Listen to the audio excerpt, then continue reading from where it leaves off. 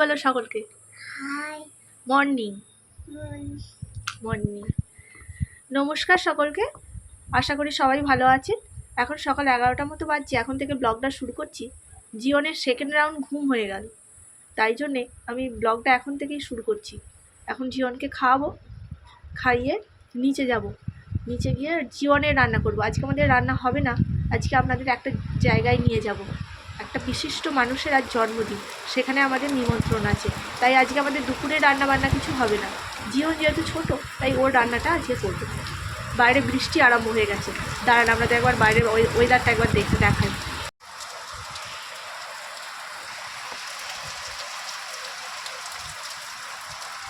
এই মাত্র বৃষ্টিটা নামলো, চারিদিকে সব জামা কাপড় দেওয়া ছিল, দৌড়ে গিয়ে সব কিছু তুললাম, তুলতে আরও বেশি দেরি হয়ে গেল। চলুন এখন জীবনকে খাওয়াই, খাইয়ে নিচে যাই। নিচে গিয়ে কি জীবনের রান্না করছি আপনাদের সাথে শেয়ার করব। নিচে চলে এসেছি, আমার শাশুড়ি মা সবজি কাটতে বসেছেন। জীবনের রান্না হবে বলে, জীবনের আজকে একটু মাছের ঝোল হবে, সেই জন্য আমার শাশুড়ি মা সবজিটা কেটে দিচ্ছেন। উনি সবজি কাটেন, আর এদিকে জীবন কি করছে দেখুন। জীবন ওর বাবার পায়ের তলা দিয়ে গলে যাচ্ছে, যে দাঁড়িয়ে থাকবে তার পায়ের তলা দিয়ে গলে যাবে, এটাই ওর নাকি খেলা। বাবান কি করছিস? হ্যাঁ কি করছিস? বাবার সাথে কি করছিস?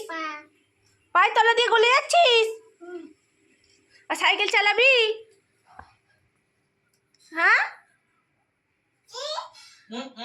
চাল ছড়াবি না?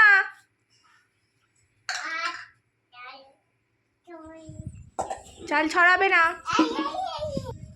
জীবনের জন্য ওর বাবা একটা ছোট চারা মাছ নিয়ে এসছে, সেই চারা মাছটা দিয়ে সবজি দিয়ে আজকে মাছের ঝোল আর ভাত করে দেবো। আজকে আর বেশি কিছু রান্নাবান্না করবো না ওর জন্য, কারণ আমাদের যে বিশিষ্ট মানুষটার কথা বলেছিলাম তার জন্মদিনে আমরা যাব, সেই জন্য একটু তাড়াতাড়ি ব্যাপার আছে। তাছাড়া আবার অন্য কিছু তরকারি করলেও সেই একটু একটু পড়ে থাকবে, তাকে ফ্রিজে ঢোকাও এ করো সময়ও নেই, সেই জন্য মাছের ঝোল আর ভাত করে রেখে দেবো। চলুন আগে মাছটা ধুয়ে নিই, তারপর ওর ঝোলটা বসাবো। যে মানুষটার কথা আপনাদের বলবো সেই জায়গাটায় নিয়ে যাব, সেই মানুষটা আর নেই আমাদের সাথে।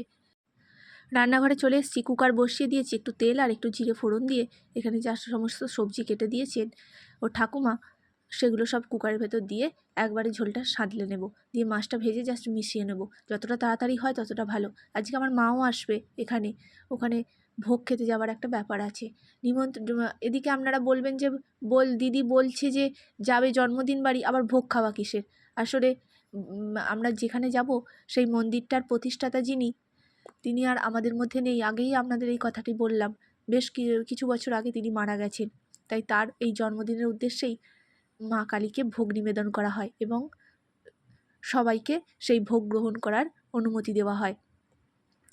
তাই আগে রান্নাটা সেরে নিই, তারপর আপনাদের ওই জায়গায় নিয়ে যাব এবং সমস্ত গল্পটা আপনাদের সাথে শেয়ার করব। নুন, একটু হলুদ, একটু জিরে গুঁড়ো, একটু ধনে গুঁড়ো দিয়ে জল ঢেলে এটাকে সেদ্ধ করতে দিই। এটা ততক্ষণ সিটি উঠুক। এদিকে ভাতও হয়ে গেছে। গ্যাসের উনুনটা অনেকদিন পরিষ্কার করা হয়নি গো, 2-3 দিন হয়ে গেল, একদম সময় করে উঠতে পারছি না। জীবনটা এত দুষ্টু করে আর সারা দিন বদমাইশি, ওর পিছনে ছুটতেই একটা লোক লাগে। শাশুড়ি মা এদিকের কাজগুলো করেন, উনিও আর করে উঠতে পারেন না, সময় হয়ে ওঠে না।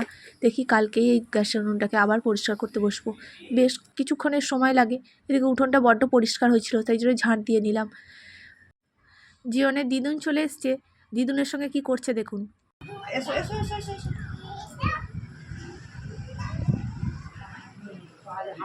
চাল ঘাটতে নেই, চলো। কি করতে গেছলি?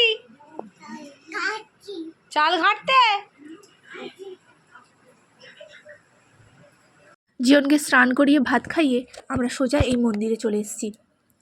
মন্দিরটাকে খুব সুন্দর বেলুন দিয়ে সাজানো হয়েছে। এই মন্দিরটির যিনি প্রতিষ্ঠাতা অর্থাৎ রতন কাকা, আমরা তাকে রতন কাকা বলেই জানি, আমরা তাকে কাকা বলেই ডাকতাম। তিনি খুব ভালোবাসতেন আমাকে, প্রত্যেকবার তিনি যেতে বলতেন। আমাদের সঙ্গে তার সম্পর্ক বহু দিনের। তার ইচ্ছা ছিল এখানে একটা রামকৃষ্ণের মূর্তি প্রতিষ্ঠা করার, তাই এই মন্দিরটি এই বিগত 1 বছর হলো প্রতিষ্ঠা করা হয়েছে। এই মন্দিরটিকেও সুন্দর করে বেলুন দিয়ে সাজানো হয়েছে। আবার আপনাদের ওদিকে নিয়ে যাই চলুন। এখানেও নানান লোকের সমাগম, এখানেও পুজো অর্চনা সবই হচ্ছে। আর এই যে এই পাশেই যে মন্দিরটি দেখছেন, এটা হচ্ছে শিব মন্দির। এই সিঁড়ি দিয়ে উঠে ওপরে উঠতে হয়। এখানে আর উঠবো না, কারণ ওদিকগুলো দেখাতে আবার দেরি হয়ে যাবে, ব্লগটা অনেক বেশিক্ষণ সময় লেগে যাবে।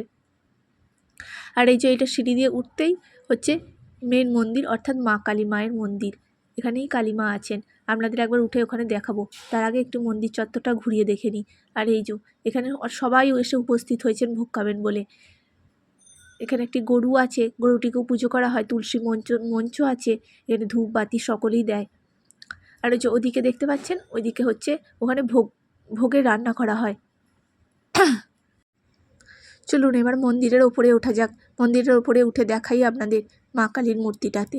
দেখলেও খুব ভালো লাগে, মনে হয় যেন 5 মিনিট এখানে বসে যাই এবং মনের সব দুঃখ গ্লানি মাকে উজাড় করে বলি। মন্দিরটি থেকে আমাদের বাড়ির দূরত্ব বেশিক্ষণের নয়। এই মন্দিরটিতে নানান জায়গায় খুব দূর দূরান্ত থেকে মানুষ আসে, অর্থাৎ এই রতনকার কাছে অনেক মানুষ দীক্ষা গ্রহণ করেছেন। তাই জন্যে সব ভক্তগণ, শিষ্যরা সবাই এসে এখানে উপস্থিত হন এই পালা পার্বণে। আমরা মন্দিরের ভেতরে এসে পড়েছি, যে সবাই এসে প্রণাম করছে মাকে। মায়ের মূর্তিটি দেখুন, দেখলেই মনে হয় প্রাণ জুড়িয়ে যায়। খুব সুন্দরভাবে সাজানো হয়েছে। তাতে বিশেষ পালা পার্বণে না মন্দিরটিতে খুব ভালো করে সাজানো হয়। আজকে রতনকার জন্মদিন বলে বেলুন দিয়ে সাজানো হয়েছে। চলুন আপনাদের একবার ঘুরিয়ে দেখে নিই নিচে যাব। তাড়াতাড়ি খাওয়া দাওয়া শেষ করে আবার জীবনকে নিয়ে বাড়ি ফিরতে হবে। ওর ঘুম এসে গেছে, ও আর বেশিক্ষণ থাকতে পারছে না। চলুন এবার নিচে যাই। নিচে গিয়ে যে বিশিষ্ট মানুষটার আজকে জন্মদিন, তার ঘরে আপনাদের নিয়ে যাই, একবার ঘুরিয়ে আনি। এই যে এটা ওনার ছবি। ছবিতে ফুলের মালা দিয়ে, চন্দন দিয়ে ভালো করে সাজানো হয়েছে, বেলুন টেলুন দিয়ে। চলুন খেয়ে দিয়ে এবার বাড়ি ফেরা যাক। বিকেল 5টা মতো এখন বাজে। জীবন সারা দুপুরটা এসে ঘুমোয়নি কো, হুড়োহুড়ি করেছে। এখন একটু ওকে নিয়ে ছাদে এসেছি, এই যে বল খেলছে। একটুখানি খেলে নিক, তারপরে ওর বাবার আজকে ছুটি আছে, ওর বাবাও আজকে ওকে নিয়ে একটু বেড়াতে বেরোবে। আমি আর আজকে যাব না, ওর বাবা আজকে একটা দিন বাড়িতে থাকে, সেই জন্য বাবা নিয়ে বেরোবে।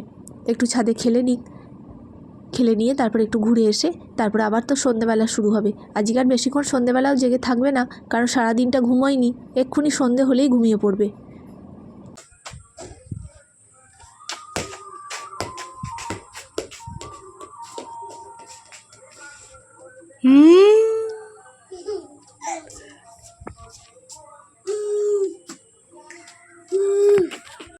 সন্ধ্যে 7:30টার মতো বাজে। আমরা এখন দুজনে চা খেতে বসেছি, আমি আর জীবনের বাবা। 2টো মুড়ি নিয়েছিলাম, মুড়িটা আগে খেয়ে একটু জল খেয়ে নিয়েছি, তারপরে চাটা খাবো। চাটা খেয়ে নিয়ে জীবনের কাছে ওর বাবা থাকবে, আমি নিচে গিয়ে রান্নাটা বসিয়ে নেব। কারণ ঘুম থেকে উঠে পড়লেই ও আর থাকতে চাইবে না, মা মা করে আবার চেঁচাবে। এই যে জীবন এখানে ঘুমোচ্ছে, আর এই যে এটা হচ্ছে জীবনের বাবা। চলুন চাটা খেয়ে নিয়ে নিচে যাওয়া যাক, নিচে গিয়ে রান্না বসাই। নিচে চলে এসেছি, এদিকে ভাত বসিয়েছি। ভাত বসিয়ে এদিকে কুকারে জীবনের জন্য একটু ডাল আর আলু সেদ্ধ বসিয়েছি। ও যেহেতু ঘুমিয়ে গেছে, ও খাবে কি না তারই কোনো সন্দেহ আছে, কারণ ঘুম থেকে তুলে ওকে কেউ খাওয়াতে পারে না। আর আমাদের আজকে তরকারি কিছু করব না, ছানা আলুর তরকারি আছে, ওটাই হয়ে যাবে। ওগুলা অনেক কিছু খাওয়া হয়েছে, ওগুলা ওখানে অনেক কিছু এলাহি আয়োজন করেছিল জানেন, তাই এগুলা একটু হালকাই খাবার খাবো।